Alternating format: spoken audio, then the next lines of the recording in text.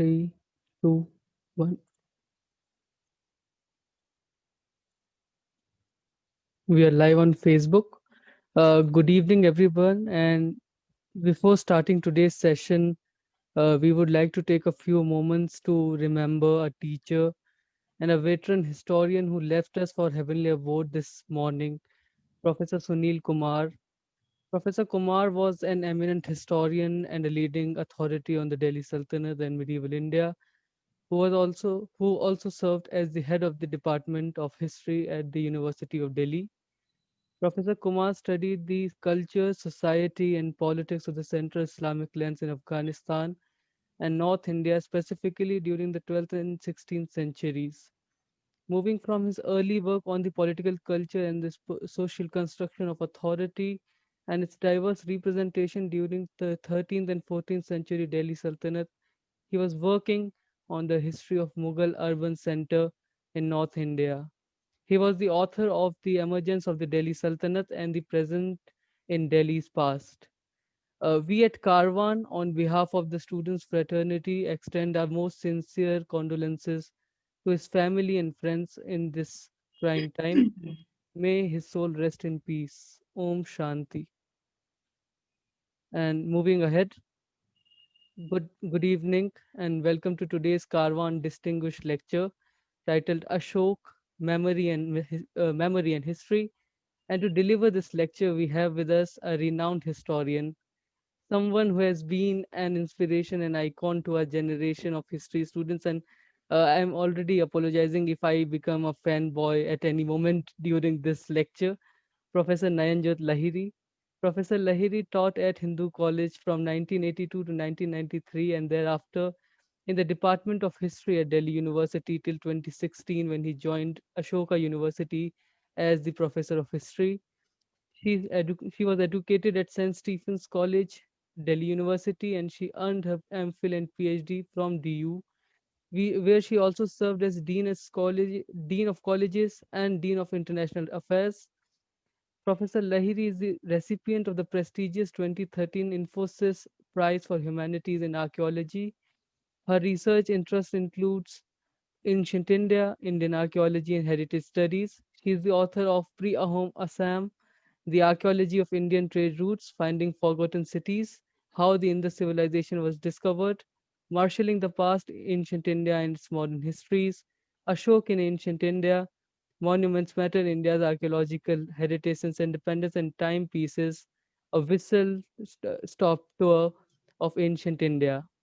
Her book Ashoka in Ancient India was awarded the 2016 John F. Richards Prize by the American Historical Association for the best work on South Asian history. We are deeply thankful to Professor Lahiri for accepting our invitation to deliver today's distinguished lecture. Without further ado, I would formally invite Professor Lahiri to deliver the Karwan Distinguished Lecture. Ma'am, over to you. Thank you so much, Ishan, for your introduction. And I want to add to what you said about Sunil Kumar. Sunil was my colleague at the University of Delhi from 1993 till 2015. I co-taught MPhil courses with him, and he was a wonderful colleague. And it's really, truly a shock that he left us in the way he did. My lecture today is, and I'm just going to share screen with you. Please let me know if this is visible. So is this visible, Ishan? Yes, ma'am. Okay. So my lecture today is on the interplay of history and memory in relation to Emperor Ashok, arguably the most famous emperor of ancient India. And it's centered around three sites in India, Sanchi in Madhya Pradesh, Junagadh in Gujarat, and the Barabar Hills in the Jahanabad area of Bihar. But what I want to point out is that the interplay that I'm going to talk about can be seen beyond India too, especially across Southeast Asia. And in acknowledging this, I'd like to begin by briefly taking you to a city in South Thailand. This is Nakhon Si Thammarat. You can see it on the map here. And it's in the peninsula of Thailand. It's an urban center with a very provincial ambiance, with nothing in its contemporary form that is especially striking. But if you go beyond the modern city center, untroubled by New Nakhon is a charming historic hub where one can see a reflection of much that makes up its history. The ambience of the old center owes a great deal to its city walls, to its most famous Buddhist stup, that is part of Wat Mahathat, to the images of the Buddha and Bodhisattvas, as also to Hindu deities in relict temple ruins and gardens. But above all, there is the presence of medieval kings with names like Si Dhamma Asok, that is Sri Dhamma Ashok, or Ashok Dhammarat, that is Ashok Dhammaraj, in the first half of the second millennium CE. You can see here a modern statue of a medieval Thai Ashok. Many of the Ashoks that people Nakhon Si Thammarat also figure in a very remarkable way in the chronicles of the city. What is most remarkable, though, of course, is that our own Ashok also figures there. This is a translation of the various chronicles done by David Wyatt and published many, many years ago. And if you look at the chronicles, they tell a story about a letter that a messenger from Sri Dhamma Asok Raja, a ruler of the middle country or Madhya Desh, which is part of ancient India, carried to Thailand. The Indian king is described as a man of immense merit who could translate from the Pali text with the same expertise as monks. He had built 84,000 holy reliquaries to house the relics of the Buddha, but he did not have any relics to enshrine there, and so he was writing to the Thai Ashok with a request to send him some relics. Now, it was no doubt very embarrassing that the spot in the city where these were buried was not known to the Dhammaraja of Nakhon, but he eventually succeeded in getting it identified through the intervention of a couple of people who had knowledge of their location. So this is how the Thai Ashok got Buddhist relics in his own land recovered, and he sent these to the Indian Ashok to fill the thousands of reliquaries that he had got constructed in Madhya Desh. Now, if you just juxtapose this with what we know about the construction of stupas and relics in India, actually for nearly a millennium and a half, old legends had grown around and new ones had got invented around Ashok. But by the time he was imagined in Thailand, in this part of Thailand at least, his persona had undergone a complete transformation. The writings which were put together some centuries after Ashok's death, ranging from the Sanskrit text Ashokavadana to the to the Sri Lankan Pali chronicles, texts like the Deepavamsa and the Mahavamsa, these inevitably associated Ashok with the construction of stups, where the relics of earlier stups which he had got exhumed were buried. So he was actually the one in these texts who was distributing relics all over the place. But in this part of Thailand, that ancient king was dramatically transformed. He was dramatically transformed into a supplicant seeking relics. The proactive recoverer of the Buddha's bones was now being very inventively portrayed as a petitioner, petitioning for a portion of the relics. So Ashok, as he appears in medieval Nakhon Si Thammarat, is entirely different from the kingly figure in ancient South Asia. Now, this phenomenon of making a historical figure visible while simultaneously reinventing him is one that has never ceased to amaze me uh, across the many years that I've spent in Emperor Ashok's company. So that's what I'm going to look at in relation to a few Indian sites. As in the case of Thailand, to me, what appears most fascinating is not that Ashok is remembered, but how he is remembered and the gap between what he himself puts out in the public domain in those places and how he came to be remembered later, and also what came to be forgotten and in one instance erased. Now, one can see this very, very dramatically in the case of Sanchi in Madhya Pradesh. The main terrace on which this stupa that you see was built in the reign of Ashok. The architects created a terrace on the top of the hill.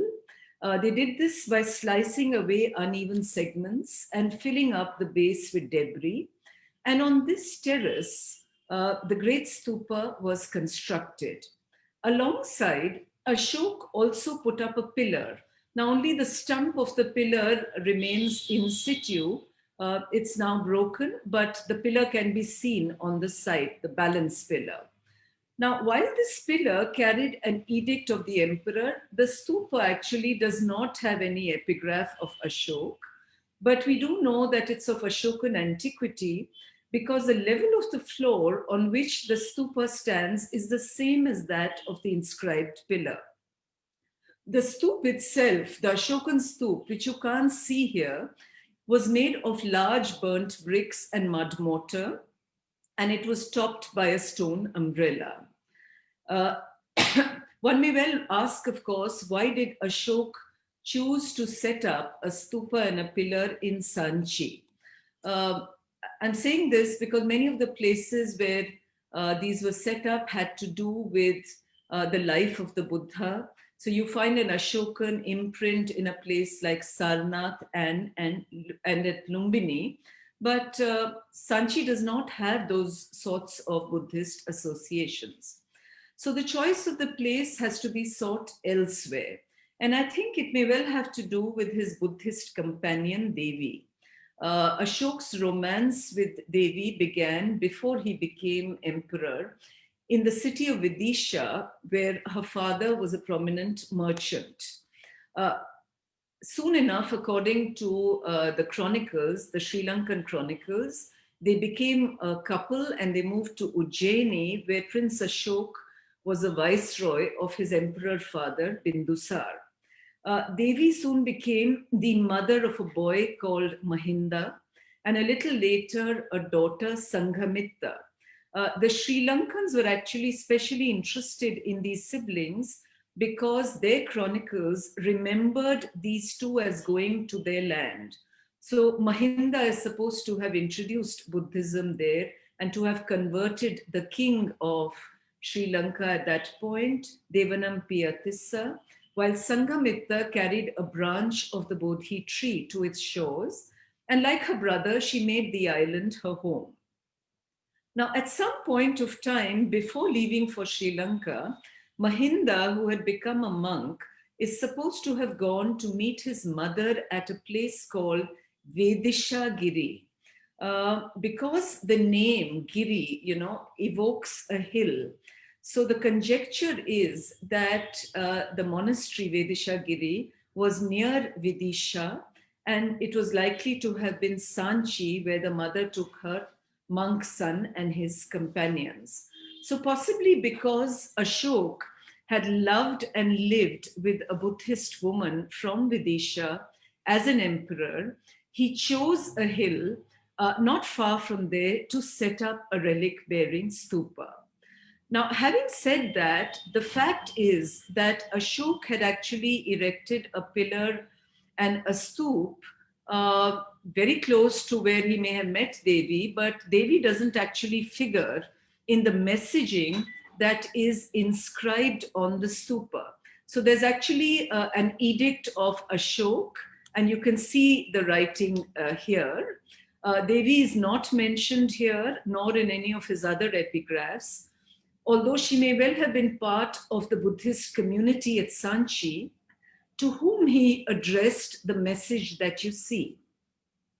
The message was actually a very stern one, where the ruler, assuming the mantle of a spiritual regulator and a protector of Buddhist unity, expressed his disapproval of divisions or what is called Sangha Bheda among monks and nuns.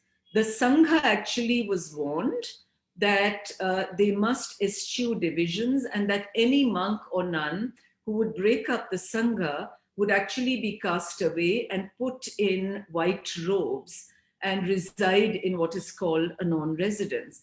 So whichever way one looks at the royal program of building, it's very much the authority of Emperor Ashok that is writ large over Sanchi in the 3rd century BC. The monks and the nuns who he's addressing here remain entirely invisible, and one can actually imagine them quaking in their robes at the tone of Ashok's message. Now, this changed in 100 years or so, when in the middle of the 2nd century BCE, Ashok's stupa underwent a complete transformation. The rebuilding had become necessary because the stupa was deliberately damaged. And when it was repaired and rebuilt, it became something very different and something which I'm sure Ashok himself had not envisioned. The Brick Stupa now practically doubled in size. And this massive enlarged structure that you see here was encased, and it's very visible, with a veneer of stones covered with mud plaster. Of course, the mud plaster has only survived in parts. Stairways and railings were also added, and stone balustrades, which consisted of pillars and crossbars. So if you compare the massive structure of this stone-clad stupa with the more modest one that Ashok had made, it confirms, at least to me, a sense that the architect who designed, or the architects who designed this expanded stupa, ensured that not only was the damage which was done to the Ashokan stupa invisibilized, there was actually a grandstanding of the emperor's creation. Now, who is likely to have paid for this construction and renovation? Actually, it was members of the Buddhist Sangha, the same ones who were invisible earlier. They were proactive in making donations that helped to construct this entire building and all the embellishments here. We know that there were a few hundred records of gifts which were made by Buddhist nuns and monks. And you can see their inscriptions recording their donations, the dhan that is made on pillars, on coping stones, on crossbars, and even on the flagstones of the circumambulation paths. So there are nuns, there are monks that figure here, but there are also a few hundred voices that are not monastic. People mention their names, the places where they come from, their kin affiliations, whether they are donating this alone or it is with a group, and so on and so forth. So the whole point that I'm trying to make is that earlier, where one only encountered the voice of Ashok, who was speaking very sternly to a faceless monastic community, within a century after he passed away, these people, the Sangha, and also members beyond the Sangha, who I would call Indians, the earliest Indians whose names we know, the dins of their voices now decorate the large stupa, and they appear to drown the voice of the emperor. It is their words that are all over, and they made sure that by doing this, they imprinted in an indelible and dramatic way their presence in this very holy place. Now, sometime after this, in the 1st century BC, 4 gateways were carved in stone. These gateways came to be erected at the entrances of the Great Stupa. They're actually breathtaking in their beauty, and the stunning impact of these gateways is because they're absolutely massive. They weigh tons in terms of, their bulk. But these enormous mass is actually offset by the very minutely carved stories on them. And in turn, if you look at these intricate carvings, they stand out because of the contrast they present to the very plain stone dome of the stupa behind. It's on one of these gateways that actually Ashok appears as a flesh and blood figure. I'm, of course, going to show you those representations, but I do want to point out that uh, the place of Ashok is only one thread in this larger tapestry of Buddhist stories and events that are recorded on these gateways. But unlike the presence of the Buddha or the donors who are actually all absent in their human form, Ashok appears as a living being on the gateways. Now, there are no identifying epigraphs accompanying the depictions. And this is true not just for the Ashokan depictions, but for all imagery here.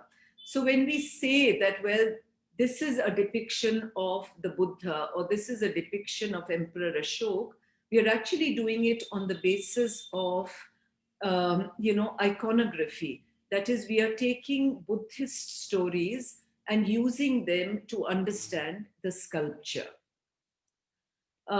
The monastic community memorialized Ashok most vividly on the southern gateway. You can just see the edge of the southern gateway here. It fronts the southern entrance to the stupa, and this is actually not a coincidence.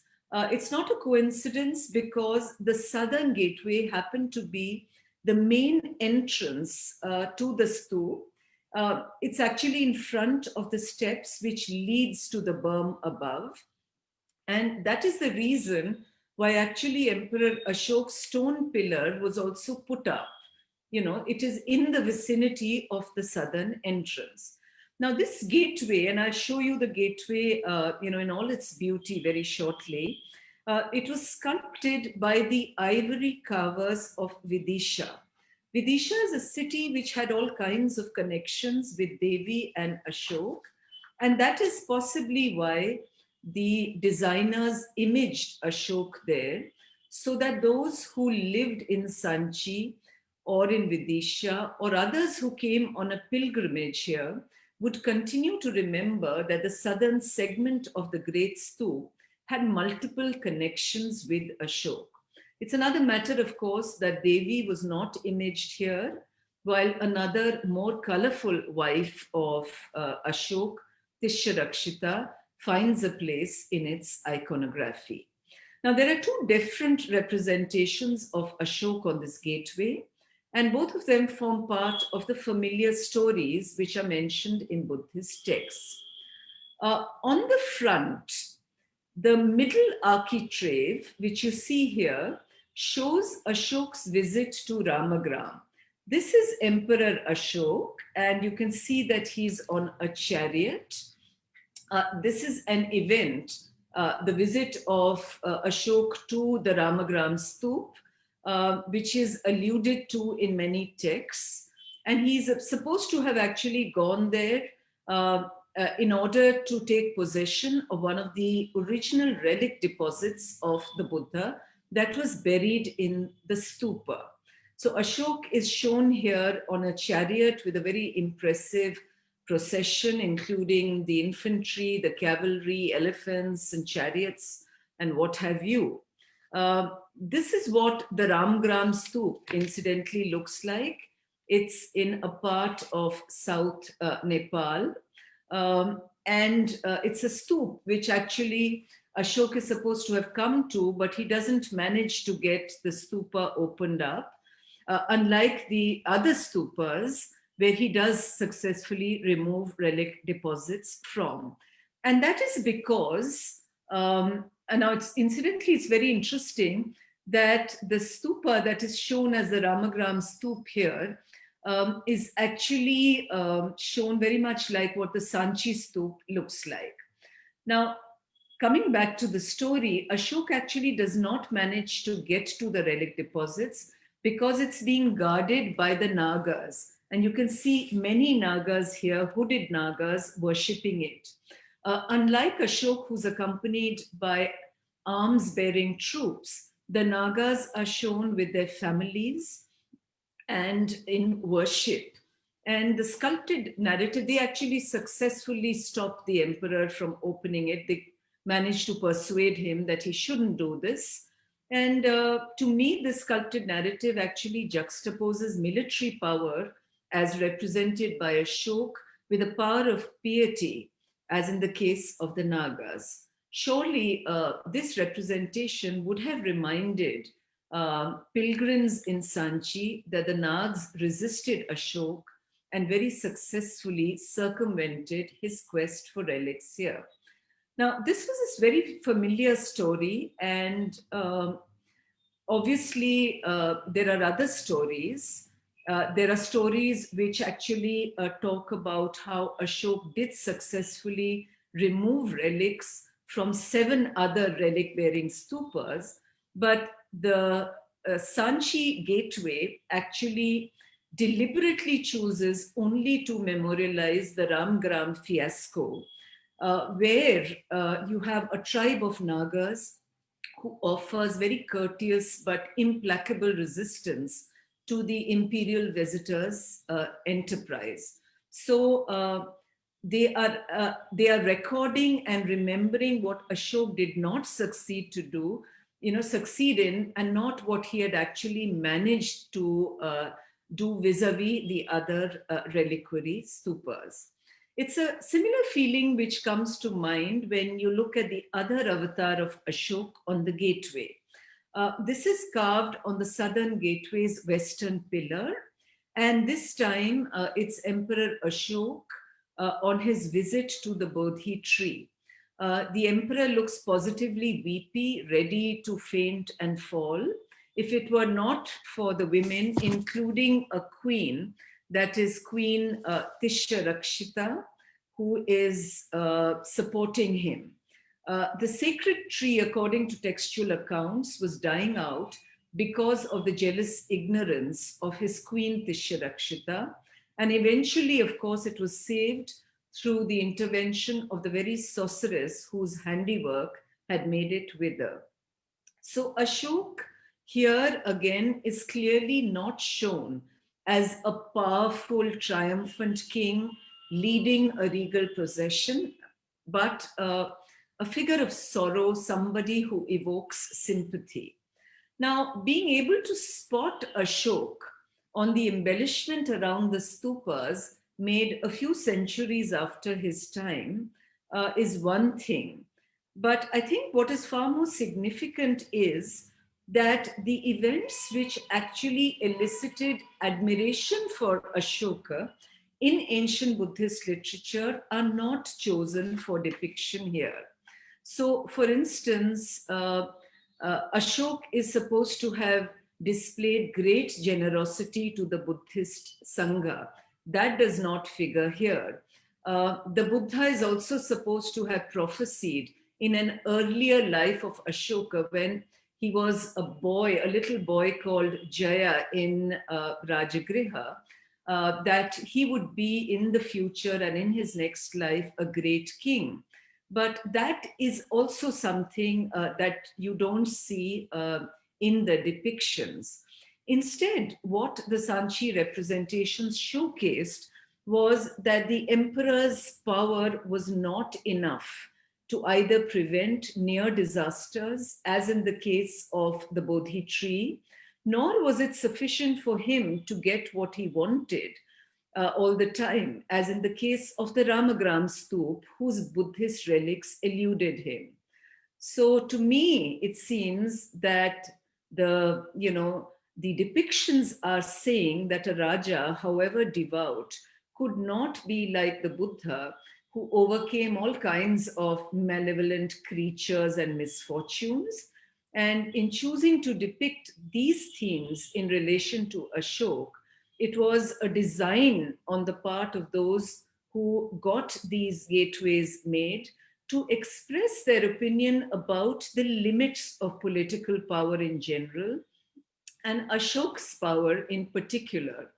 If the historical emperor, in other words, had stamped himself very dramatically in the 3rd century BC and had spoken to the Sangha in a very forbidding tone, the manner in which he was memorialized by the Sangha and by others was actually very different from his own historical engagement here. So Sanchi is primarily, when you look at history and memory, you're really looking at the emperor's, Buddhist avatar. That is what is visible.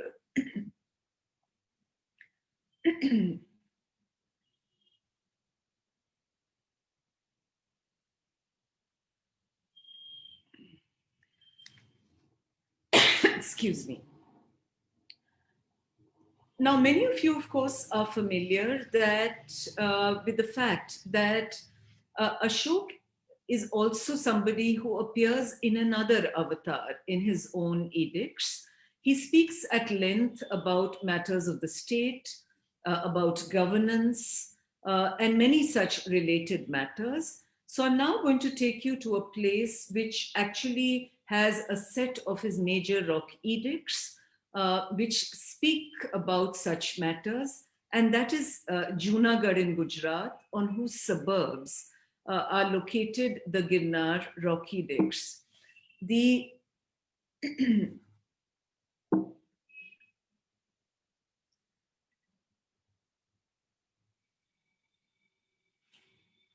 Eshan, is this visible?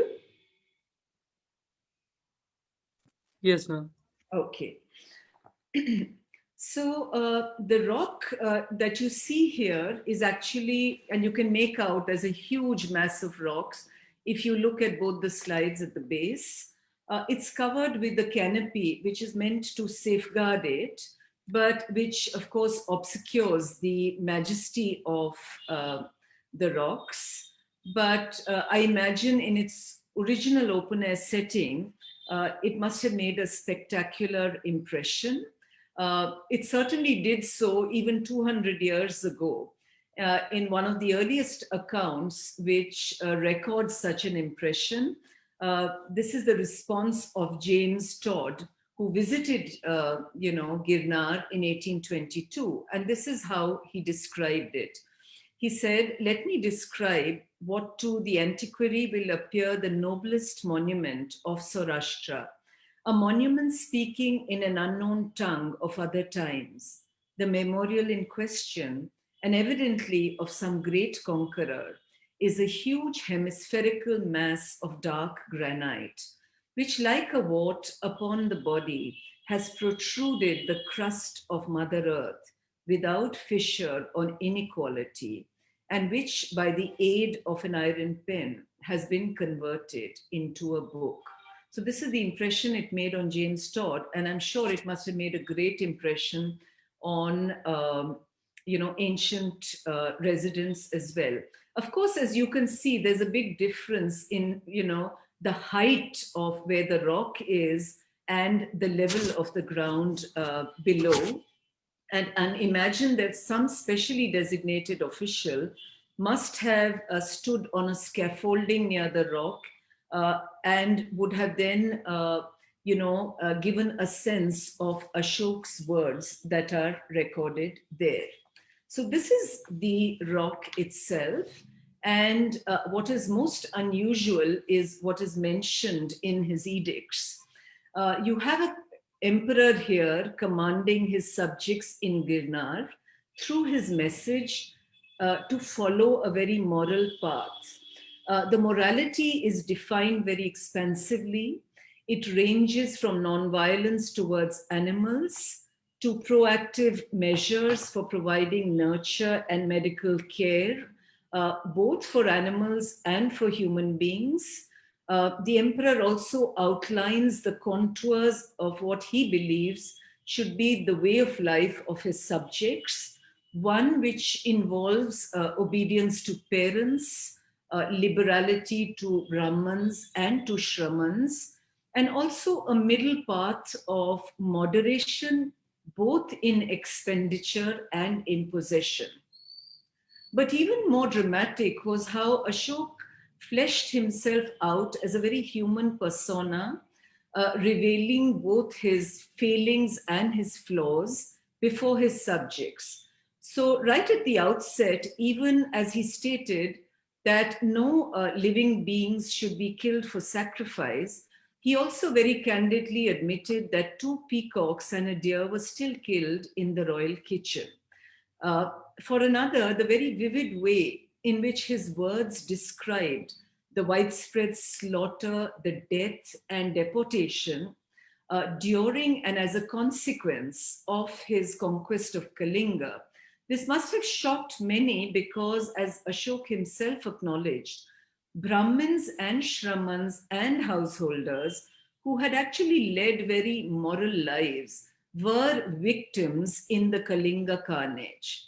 So, by listening to this tale of bloody triumph and juxtaposing what Ashok's message revealed about his repentance, his subjects, the emperor was trying to highlight, ought to understand that the aggrandizement driven agenda by which Kalinga was conquered, he had given up, and instead he was pushing welfare oriented measures instead.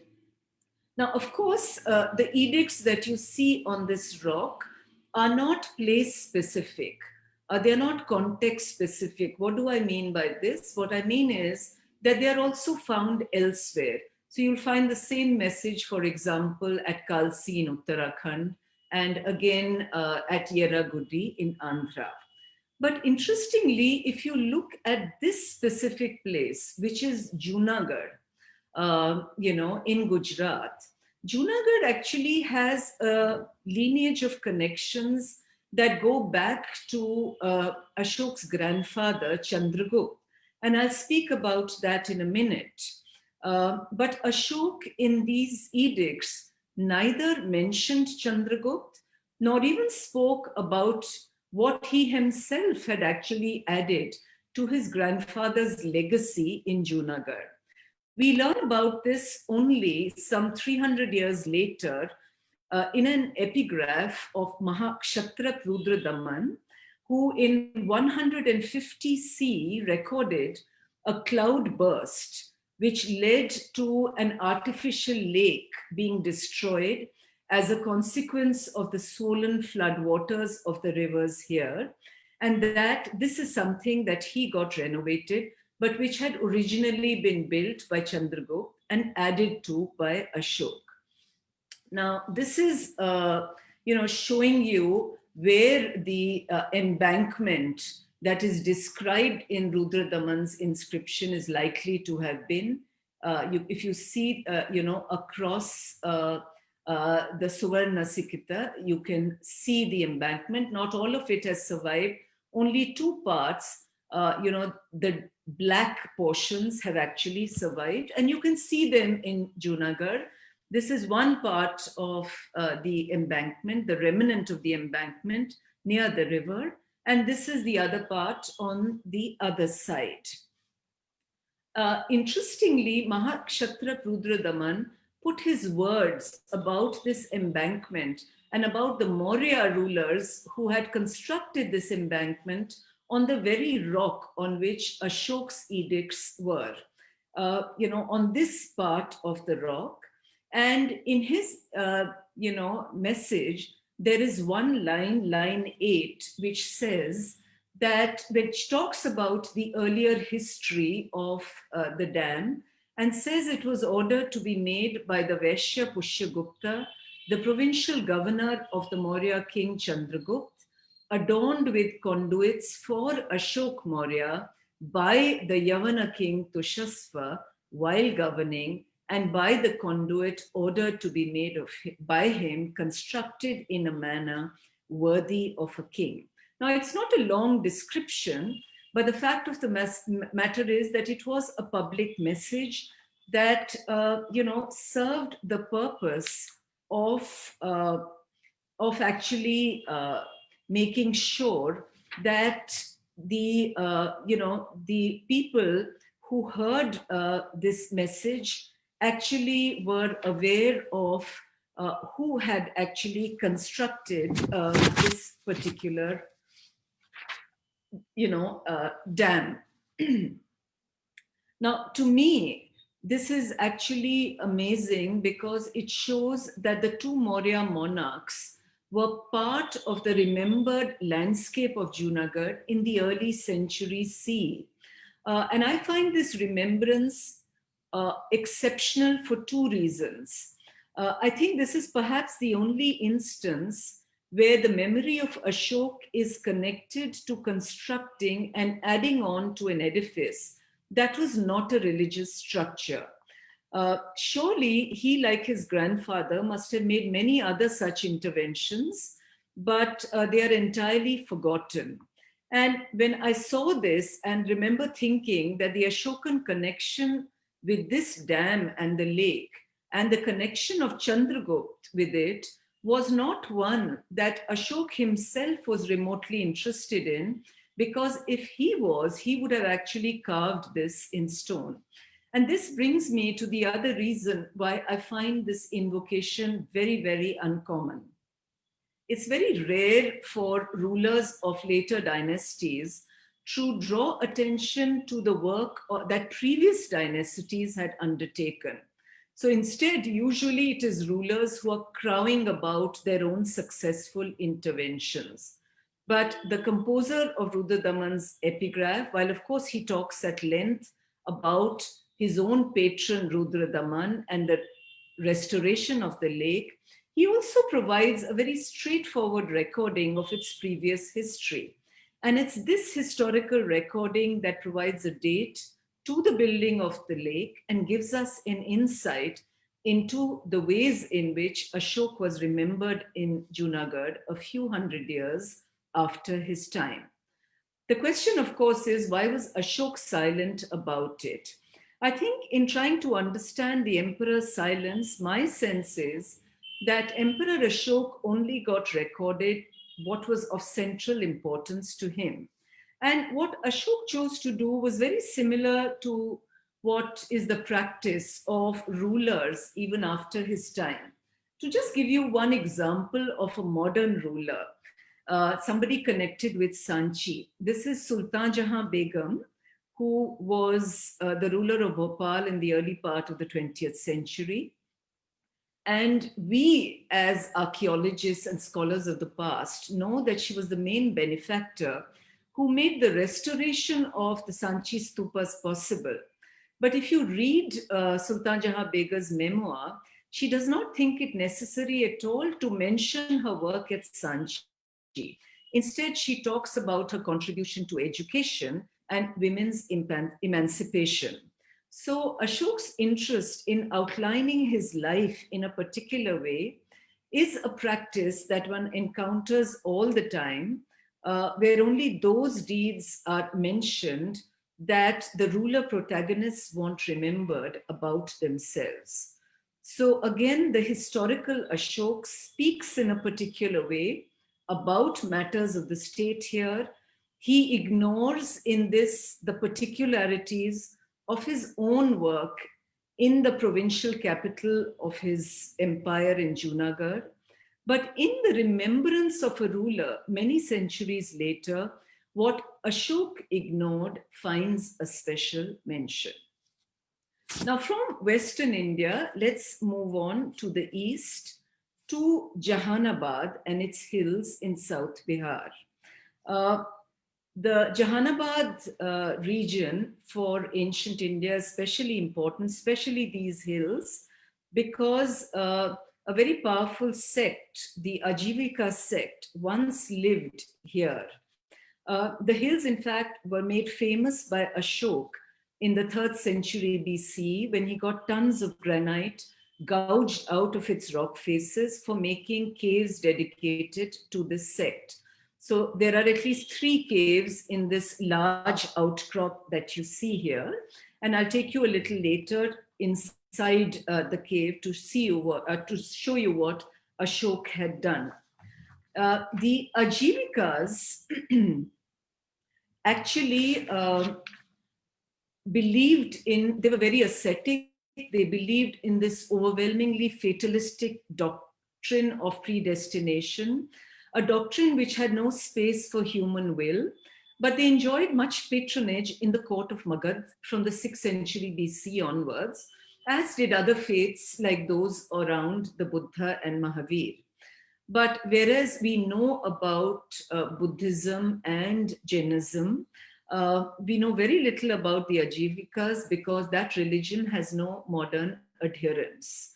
It completely vanished, and that's what makes the creation of these elaborate caves by Ashok extremely enigmatic. They were fashioned on the orders of an emperor in whose courts, obviously, the Ajivikas enjoyed much power and patronage, which explains why such a substantial outlay of money was made for getting the caves created. The Ajivikas, of course, themselves performed great penances of the most rigorous nature, lying on beds of thorns to deliberately expose themselves to bitter winds at night and so on and so forth. And that such a group of self mortifying men came to be provided, as you will see, with absolutely stunning habitations is something that I had heard of and I was very keen to see because it seemed so strangely at variance with the worldliness that they were meant to eschew. But of course, when I went to the Barabar Hills, I did not first go to the caves. I instead went to the top of the hill and, where the caves are lower down. And as I went up the hill, what I encountered were actually rocks marked by lines of Shivalingas carved into niches. The path was also strewn with wonderful stone images of Hindu gods and goddesses, Ganesh images, images of Shiva and Parvati looking absolutely lovely as they sit side by side, and a very athletic looking Varaha avatar. These are all carvings that are crafted, between the 5th and 7th centuries CE. But if you look at them and at the fresh vermilion painted foreheads of the stone deities and the red cloth around, it's a reminder that this is a path that modern pilgrims continue to take. And this is a path they take because it takes you to the Siddeshwara Temple, which is on top of the hill. The temple crowns one of the highest peaks on the range. The structure, of course, is modern. It has, of course, many old images, but it's built on the remnants of the older shrine. So you can see the remnants of the older shrine here at the bottom. But more than the Siddeshwara temple, it's the view at this point from the top, where the temple is perched, that was absolutely stunning. The hills that stretched out below, were clothed in a gorgeous green foliage, as you can see, followed obviously by months of monsoonal rain. And looking out, one could see the very large outcrop. This is the outcrop where my cursor is. Which had seen strenuous activity on behalf of Emperor Ashok in the 3rd century BC. And looking at a distance, the preeminence actually looked like a gigantic creature one that is described in literature as being whale-shaped. This rocky mass is curvy linear in shape, and it looks like a very massive humpbacked whale on a bed of sea green. When you look at the outcrop at close quarters, of course, it looks very different. There are 4 caves that Ashok got built here, 3 in this whale-shaped rock, and 1 in an outcrop at some distance from it. 2 of these caves are double-chambered. The Sudama cave, has a smaller chamber, as you can see, which is deliberately fashioned like a hut. It's been carved into rock in order to imitate a form that you often see in wood and bamboo. The modern name, in fact, for one of the caves is Vishwa Jhopadi, which means a universal hut. But it's another matter that the kind of money which would have been required for these caves was enormous, certainly not something that people who lived in huts could ever afford. Much was also spent, incidentally, on the carving of the Lomash Rishi cave entrance, which is adjacent to the Sudama cave. Unlike other caves, it does not carry an Ashokan epigraph, but the polish inside and the architecture is manifestly Ashokan. The design, as you can see, is of elephants moving towards a stupa, and there's a lattice screen behind, a lattice screen made of intersecting circles, which is very similar to what is there on the Vajrasan, which is also a piece of Maurya sculpture at Mahabodhi, and which Emperor Ashoka is supposed to have given in honor of the place where the Buddha attained enlightenment. The last of the emperor's dedications is the Karna Chopard cave in this outcrop, and it's polished to a very high luster. Its inscription here does not mention the Ajivikas, but it does remember that the emperor dedicated it for shelter for mendicants in the rainy season. Now, these epigraphs are very short, and their brevity is actually in sharp variance with very magnificently elaborate caves in terms of their conception. So just look at this cave. It has a vaulted roof, inclining walls. The proportions are highly, sort of sensitively chosen to give an aesthetic appearance. And this aesthetic appearance is enhanced by polish. There's actually something unusually stark about the fact that you have this rough granite outcrop outside, which you saw, and these very smooth, glittering walls inside. The fact that you have bright green hills outside and a very dark, inky interior. You have chirping birds and chatting human beings outside. Compare this to the perfect silence that was desired inside the caves, because the caves actually enhance and echo every little sound that you make. It's quite eerie.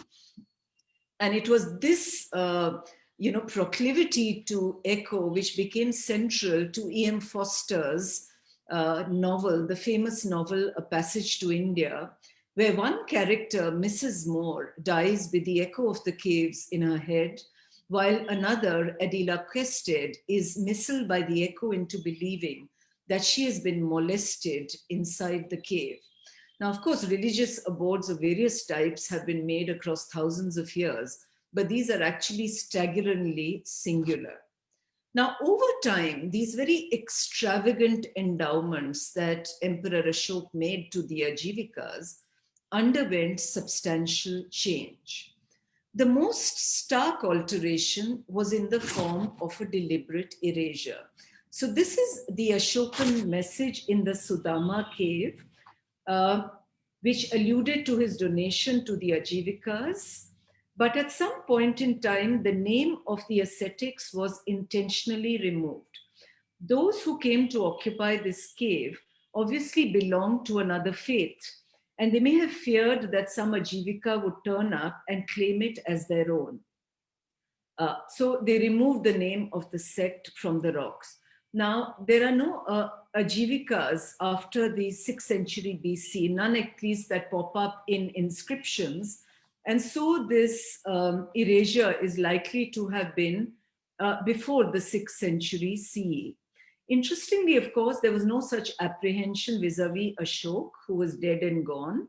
So the allusion to King Piyadasin, which is how the Maurya emperor described himself, remained unharmed.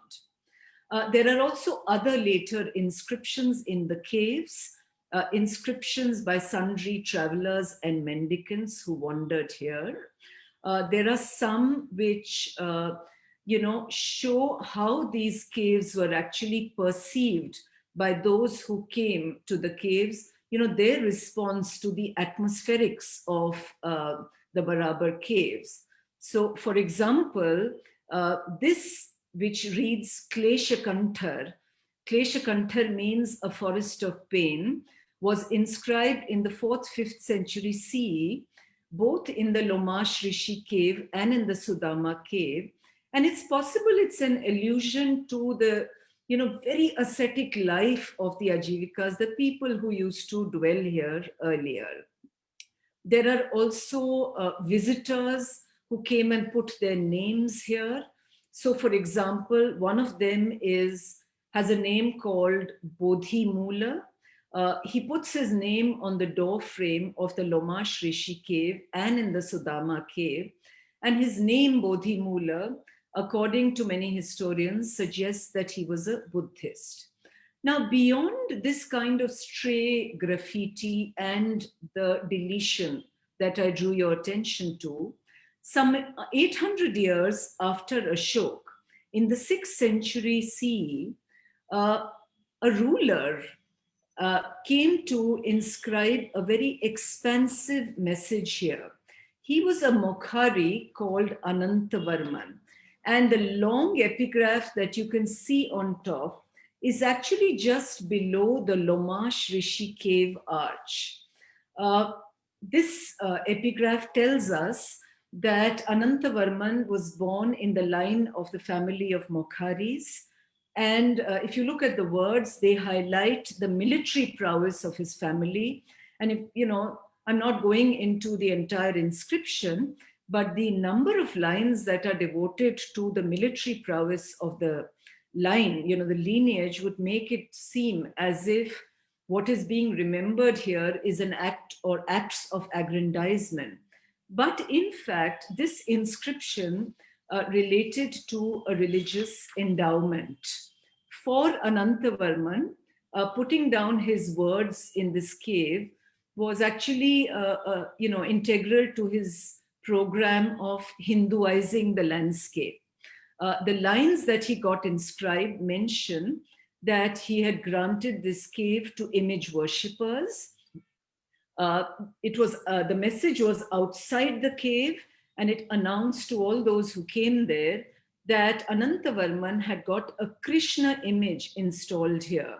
Now, the Krishna image has not been found, but the fact that it was consecrated by a royal would have ensured that the cave now became a Vaishnav shrine. Anantavarman did not stop in changing with the character of the Lomash Rishi cave. The act of converting caves, which had been originally given to ascetics, into shrines of Hindu worship, was extended by him into the neighboring Nagarjuna hills. In the Nagarjuni hills, Ashok's own grandson, Dasharath, had created caves similar to those made by his grandfather, and these too were made for the Ajivikas. Anantavarman's intent to change this, so this is Dasharath's inscription, but beyond this, you have Anantavarman's inscription, which is engraved in the entrance areas. And one cave he dedicated to an image of Shiva in the form of Bhutapati and his wife Parvati, described here as Devi. And in another cave in the Nagarjuni hills, Anantavarman announced that he had granted a village to the goddess Bhavani. Presumably, the cave too now became her abode. Now, in the years that I have visited the hills and the caves, I've thought many times about Barabar as they appear and the hills that appear, to us visitors in the form of contemporary times. There are two kinds of visitors actually who come to Barabar. There are those like me who come here because of what they've heard about the caves, especially through works of scholarship and about the creator king Ashok mentioned in those works of history. But there are also Western visitors who come here who are actually fixated with Foster and a passage to India. And if you look at the visitor's book, you will find British and Australian visitors talking about how exciting and moving it is to be in the caves that E.M. Foster wrote about.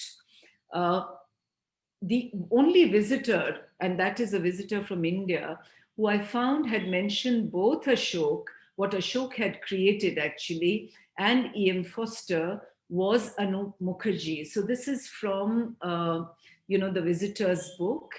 And Anup Mukherjee had served as the chief secretary of Bihar. And in his retirement, he came driving his own car without any, official bureaucrats in and around him. And this is what he wrote. He said, very impressive, and to think that these rock cut caves were carved into solid granite rock around 253 BC without any modern implements. It fills one with wonder and pride. And then he added, no wonder E.M. Foster was inspired and saw in this the crux of the dilemma of the empire and her subjects. Also stunning are the patterns on the rock face. Now, I must, of course, say that the visitors who come, they're visitors like Anup Mukherjee, the foreign visitors, scholars like me, and who put their names down in the visitors' book are actually a minority in relation to the religious traffic there. More common are traveler pilgrims, and their point of reference is the pinnacle peak that you can see here, where the Siddeshwara Temple stands. Before the caves came to be protected by the Archaeological Survey, during the annual fair, large numbers of such pilgrims used to use the level ground in front of that whale-shaped rock that you saw that has the Ashokan caves for cooking and living. When Alexander Cunningham surveyed this area in 1861, he noted that the ground was actually strewn with burnt and broken bricks and fragments of pottery. And he mentioned that rubbish had accumulated to a height of 3 feet above the floor of the caves. Mercifully, the caves and the ground around the caves today are no longer a rubbish dump. But looking back at the long history of the hills, it's evident that it's not Ashok's legacy which has lived on, but what Anantavarman had inaugurated. The Ajivikas as a sect faded away, but Hindu worship has only expanded and flourished. At the same time, unlike what a king had wanted, what Anantavarman would have wanted, such worship and worshippers abandoned the caves and preferred a perch above and beyond the caves. It is there that throngs of pilgrims still go. So is it possible that, like E.M. Foster, they too had found the dark, echoing interiors of Ashok's caves forbidding and strange? What the emperor and his grandson had created for the Ajivikas was certainly impressive enough for a later ruler to appropriate for the Hindu faith. But it was the summit above and beyond the caves that religious people later thought was a better place for worshipping their gods. After all, imperial constructions that conjure great architectural merit but have very dark interiors that echo are not always the most comfortable and easy spaces to inhabit. So I'll stop here. I've given you a flavor of some of the conceptualizations of the emperor after his time. These are conceptualizations that I myself have encountered as I have traveled in search of the emperor. And of course, beyond satisfying my own sense of curiosity about the memory of Ashok from South Asia to Southeast Asia, setting out on such a trail has also clarified the workings of historical memory to me about how an emperor was remembered at a particular point in time, at particular places, remembered in a way that he himself had not chosen to remember in one case, and also what came to be forgotten there. Thank you. Thank you so much, ma'am, for delivering this lecture. It was truly an honor to listen to you finally after a very long time. So, we have some questions from the audience, and I hope I am audible to you. Yes. The first question is from Elim Hafuz Priya, and his question is: Dear Professor, many ideas used to compare Ashok with Jalaluddin Akbar. In fact, even like Aurangzeb, Ashok also done the same act of religious activities only after war and killings, and thus after establishing their empire. Can you comment on this? So I entirely agree with you. Emperor Ashok is not a saint. And, there is no doubt that, he killed people of his own family. He killed, as he himself says, hundreds and thousands of people in the context of Kalinga. And he must have killed many others who are not recorded. So, but that's what history is about. History is not meant to be, uh, it's not meant to be a story about saints and people who, exist outside, such frameworks. And whether it is an Akbar or an Aurangzeb or an Ashok, there is violence, but there are other things as well. So the next question is from Uruj, and her question is she wants to know about the Ashok of Kashmir and Ashok of India, as to say Magad. So is there only one Ashok, or can you define these two Ashokas? So the thing is, as far as Kashmir goes, we haven't found anything in terms of something which bears the stamp of Ashok in Kashmir. So, for example, if you're looking at, let's say, Sanchi or Junagadh or Barabar that I talked about, you have epigraphs of Emperor Ashok. You don't find them. That doesn't mean that they may not be found there. Ashok gets discovered all the time, and that's happened from the 19th century onwards. Ashok, in the case of Kashmir, is mentioned in the Rajatarangini. And later, he's also mentioned in the Aine Akbari, as a ruler of Kashmir. But he ruled Kashmir along with a much larger empire. So, to that extent, he's not seen only as a ruler of Kashmir. What is different, of course, is that unlike an Ashok, who does not talk about, let's say, creating cities or temples, in Kalhan's Rajatarangini, there is mention that Srinagari was actually built by Ashok. So that's Srinagar. And that he also set up a Shaiv temple and so on and so forth. So there are differences. And, you have to keep in mind that the remembrance of Ashok in Kashmir, we don't have anything in terms of the history of Ashok, of his contemporary times in Kashmir. That is the problem. But the remembrance itself is very interesting.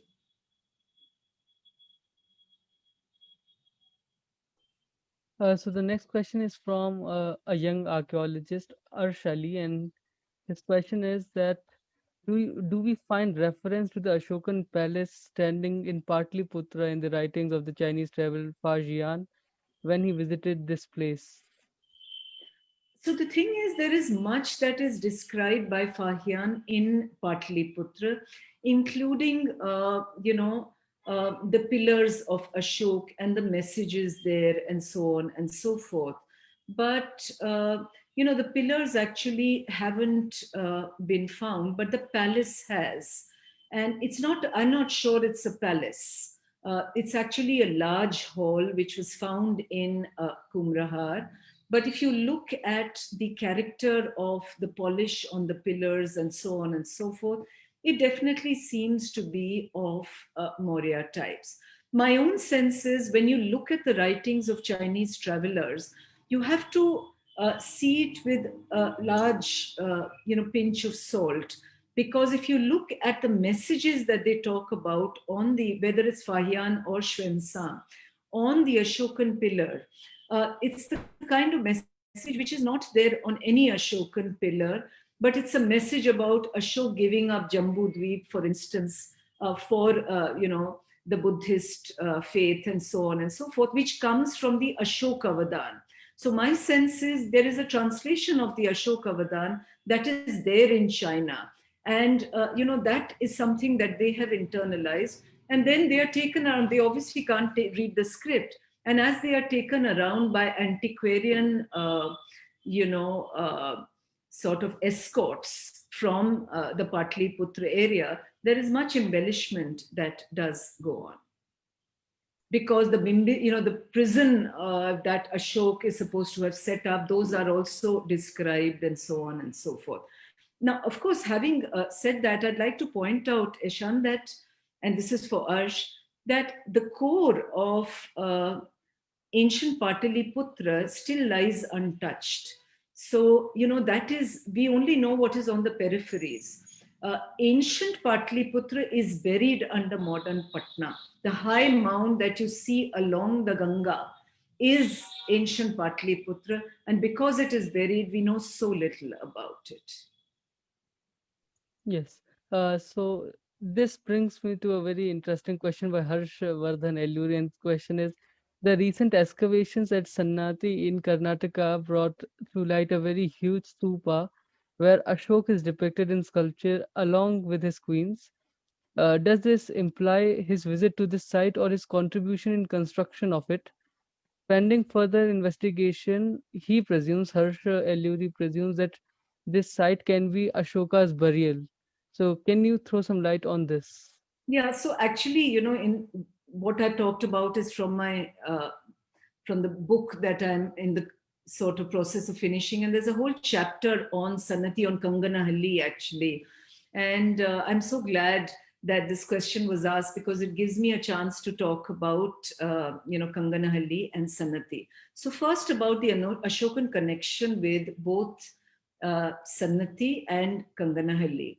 So at Sannati, he put up a series of major rock edicts, in which, of course, there are some, the Kalinga edict is missing. So you have a very strong Ashokan connection, epigraphic connection with the place.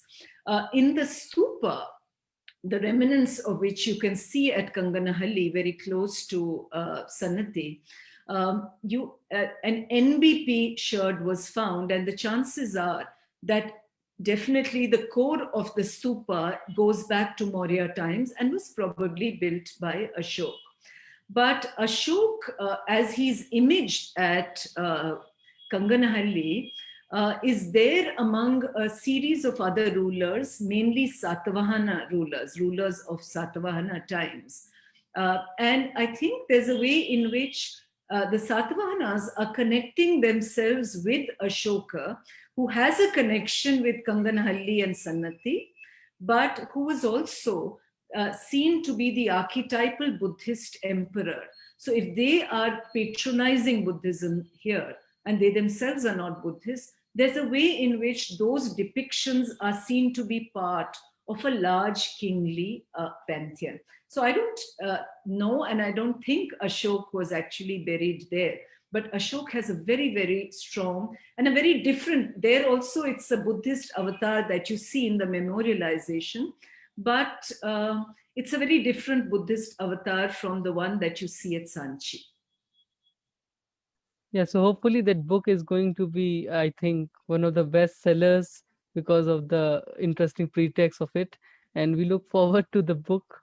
This question is from Saknik, and his question is, how do we evaluate the credibility of the story of the killing of Ajivikas by Ashok in Ashokavadana, and how do we reconcile the inherent dichotomy of a book like Ashokavadana aimed at extolling the virtues of Ashok, mentioning an aberrant dark deed? So let me say that in the Ashokavadana, there are many dark deeds of Ashok that are mentioned. Killing his brothers, extreme anger, doing all kinds of things to Tishya Rakshita, to various other people, all of this figure. And, in fact, if you look at the references, it's not as if there is a terrible Ashok and then this wonderful man. Uh, even the later Ashok has all these elements, woven into his character. Now, on the question of the Ajivikas, there's a real problem there because from his own words and from what he actually, where his words were put up, that is in the caves that he got created for them, it would seem that he was a big patron of the Ajivikas. Again, in the Ashokavadana itself, it is mentioned that his birth was actually prophesied, of course, by the Buddha, but also by an Ajivika. So the Ajivikas figure not just here, but in this form as being very important in the Maurya court. In later texts like the Sri Lankan Pali Chronicles. So I think here there's a real problem because there are two kinds of sources: the Sri Lankan chronicles, which don't actually talk of the Ajivikas in this way, and Ashok's own edicts, not edicts, but Ashok's own inscriptions and what he put up, which show great patronage to them. But there is this reference in the Ashokavadana, and who knows? But as things stand at the moment, if you look at the weight of the evidence, I think equally uh, you have to appreciate what was invested by Ashok in providing the Ajivikas, those sorts of dwellings that you see in the Barabar hills. That's true. So Lauren Michael asks that did Ashok and his father serve as governors of Takshila? Now, the point is that Ashok was sent when he was a prince by his father to try and quell a rebellion. And this is according to the texts. This is according to the Ashokavadan, to quell a rebellion at Taxila. But of course, once he reached there, he was told that, look, we don't have anything against you, but it was the officials and so on and so forth. So the point is, Taxila was a very important Maurya center, right? And it was bound to have been the provincial capital. So if Bindusar and later Ashok went there as governors, it should not be surprising at all.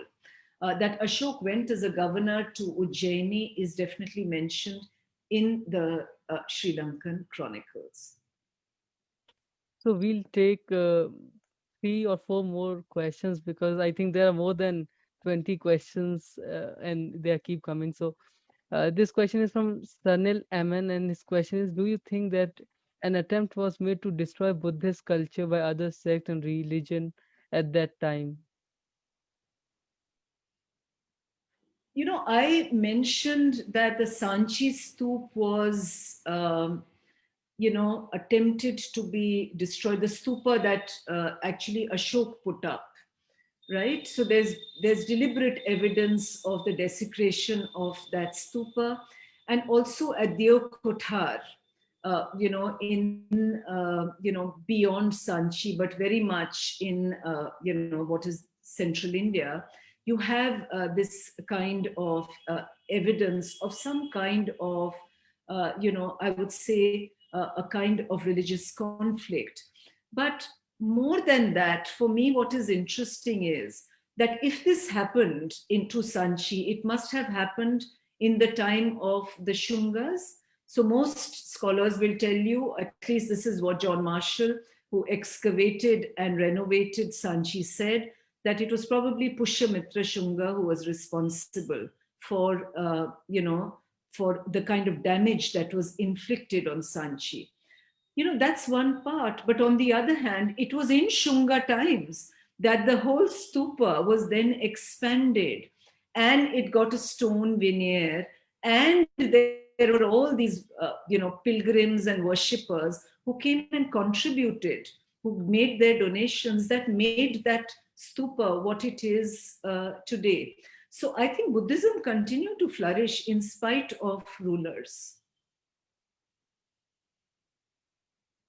Yeah, so the next question is from Meetal Lalan, and her question is, what do you think of the controversy in the Sarnath Stupa not being Ashoka's?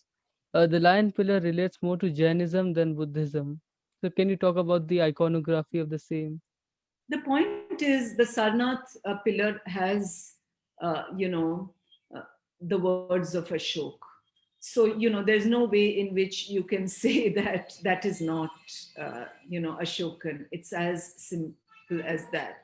Now, on the question of the iconography of the animals that are there and so on and so forth, clearly across religions, and that includes, the Hindu faith.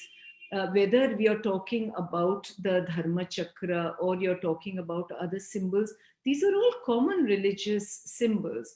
But the point is that when Emperor Ashok uses them on something which is overtly Buddhist, and in the context of a Buddhist site, you then have to see them as Buddhist.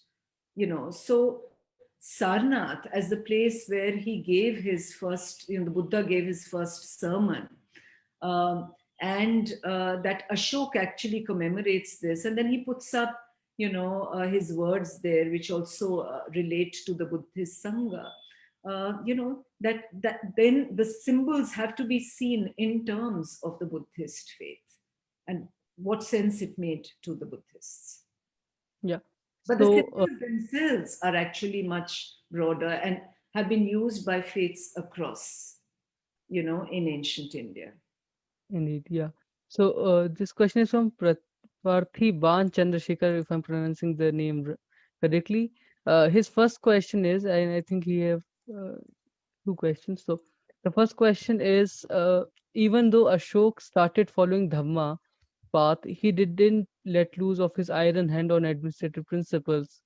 So, how much is it true that Ashoka's peace path is also a reason for demise of Ashok for the Mauryan Empire? And the second question is, on what degree other faiths affected by Ashoka's Buddhist ideology? Second question, can you repeat it? So, on what degree other faiths affected by Ashoka's Buddhist ideology? What is the second word you're using?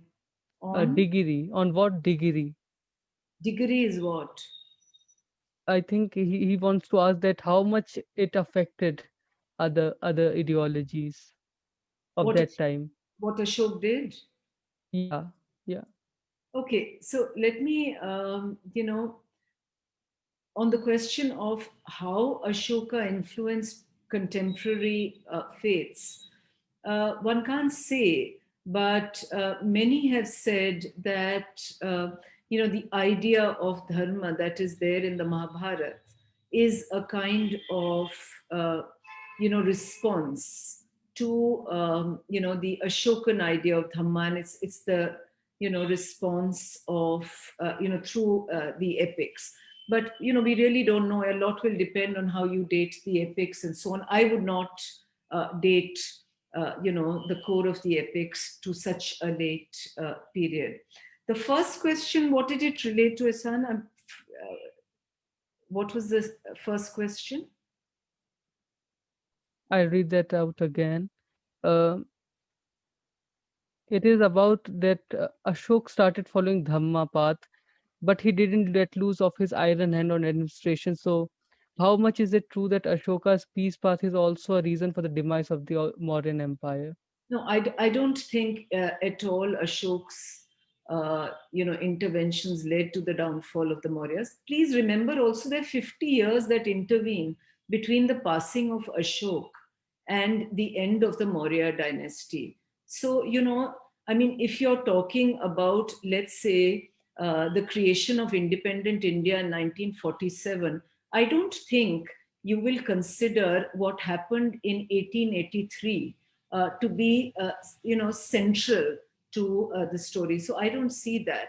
Now, on the question of, I completely agree with you that Ashok continued to be a ruler. I mean, but the point is, he had very different ideas of governance. And it is those ideas of governance that he's putting out. So it's a unique intervention in terms of governance strategies, in terms of notions of rulership, and so on and so forth. So we'll take one last question for the evening, and this question is from George Thunderthil, and his question is: the caves are intimidating. The caves as intimidating is a very interesting observation.